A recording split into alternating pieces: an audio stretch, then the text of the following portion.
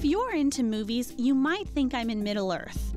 I'm proving to you that New Zealand's South Island isn't just a fantasy. Nowhere else in the world can you walk through rainforest, wetlands, beach, and glacier water all in one day. I'm headed to the Siberia Experience in the heart of the Siberia Valley. This remote experience will take us to the valley floor, and the only way to get there is by airplane. Veronica and I boarded the plane and held our breath as we flew so close to some of the glaciers, I thought we were going to touch.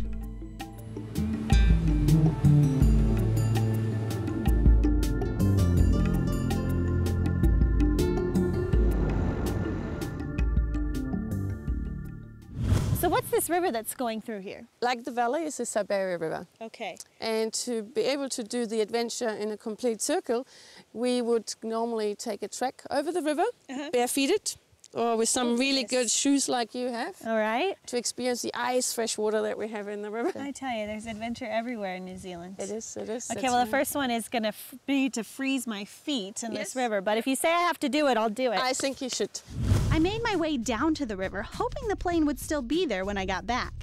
I wondered why crossing the river was such a challenge. I mean, it looks perfectly calm.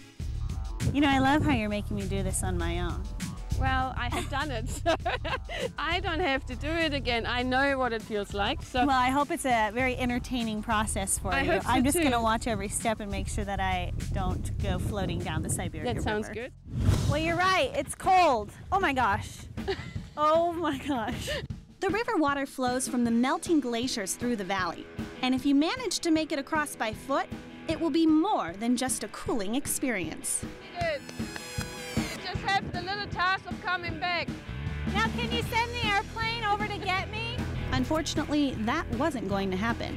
At this point, I didn't feel my feet at all as I schlepped my way back. But that's pretty cool. Not too bad. No big deal, Veronica. No big deal. We left the valley to make our way to the other side of the river, to cross in a way that I hoped didn't involve getting wet. Hit it!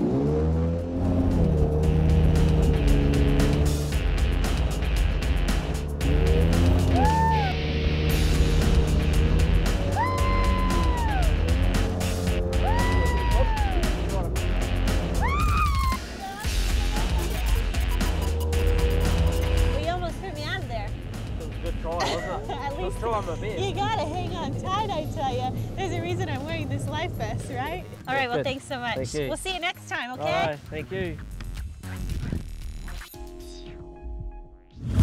14 national parks preserve New Zealand's natural heritage, and 10 of them are in the South Island. Recognized for its large sounds that dominate the untouched sea, the largest park in all of New Zealand is known as Fiordland National Park. The northernmost part of the park is recognized for Milford Sound, running 15 kilometers inland from the Tasman Sea. The mouth of the fjord is surrounded by sheer rock and is known as the highest peak in the entire park.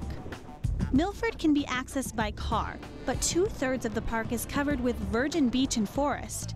And the size of the park makes it hard to truly appreciate its beauty.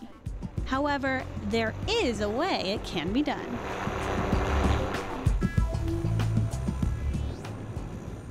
So I have to say, this is definitely the first time that I've had a helicopter land in front of the place I was staying to take me away. Cool. Would you say that this is a pretty exclusive ride and the only way to see? Well, it's a great way to see it. I mean, you know, the advantage that helicopters have is you can land in these places that are just very difficult to walk to. Well, I'd say this is going to be the best way to end a trip in New Zealand. Yeah. Well, should we take off? Let's go. All right. The flight was breathtaking. In a matter of minutes, I was overlooking glaciers, beaches, and of course the magnificent fjords. In the making of over 100,000 years, fjords are U-shaped glacier-carved valleys that have been flooded by the sea. Throughout the fjords, you'll find waterfalls tumbling down the sides. And with our VIP access, we could land wherever we wanted. You're probably in the most beautiful parks of New Zealand, and definitely the largest park with 3.4 million acres of land. And behind us you find the Dusky Sound, which is in the southern parts or southern end of the Fiordland National Park. And it's a perfect day. It doesn't get much better than this. Stunning, yeah. We flew over thick forests with trees up to 800 years old, making our way to the south of Doubtful Sound. We asked the pilot to land so that we could stand in the heart of the sound, feeling like the only people on Earth. I don't know if these natural wonders could be found anywhere else in the world, but standing in the midst of it all, I was once again amazed with not only what the Earth holds, but the small country of New Zealand.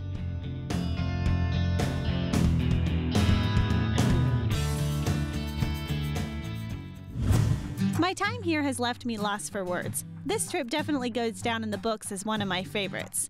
I saw all types of weather, the Kiwi charm, spontaneous adventures, tranquil landscapes, and most of all, I saw a country that was pure, which is a rare thing to find in our world. The organic splendor of New Zealand proves a small country can truly have it all.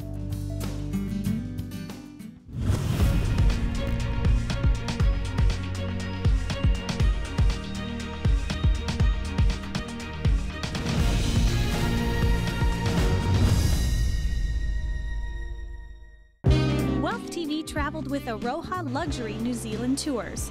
Let Aroha take you on a tour of both islands by foot, sea, and sky, making your luxury holiday a memorable one and allowing you to see the most beautiful country in the world through the eyes of a New Zealander.